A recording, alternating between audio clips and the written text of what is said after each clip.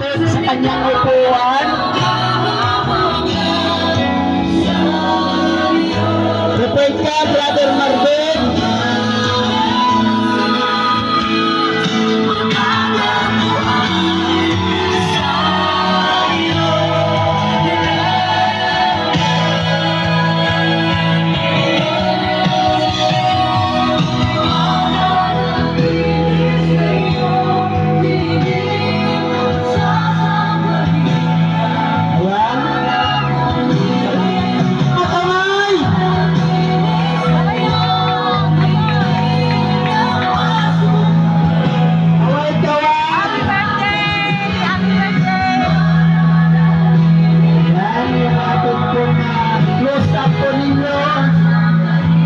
Souvenir po tayo.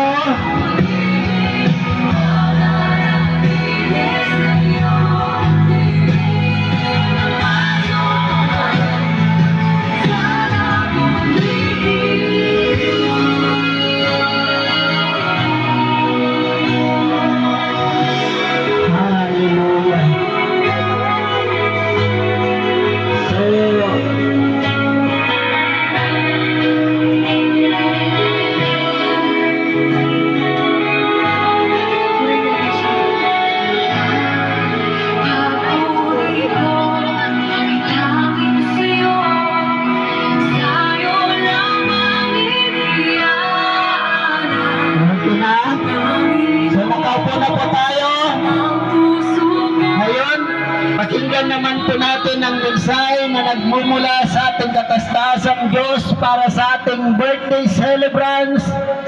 Never been touched, but totally. Di na po natin patatagalin. Isa sa mga young people na mga darating na panahon, magiging tunay na mensahero ng ating Panginoon. Kaya kayo mga kabataan, inilagay kayo ng Diyos.